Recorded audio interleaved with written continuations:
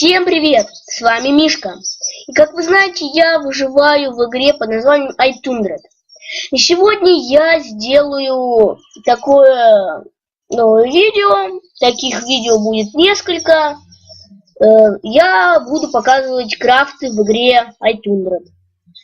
Сегодня я вам покажу, как делать костер.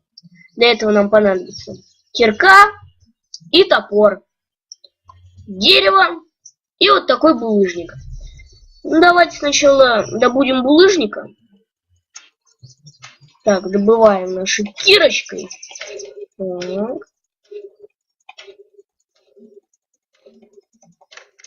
Так.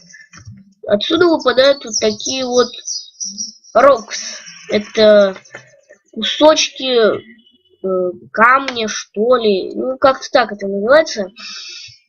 И, значит, мы заходим в крафт-меню, кладем это на доску крафта и крафтим все, что у вас есть. 19 штук. Теперь, сломал ногу. Ладно, теперь добываем дерево.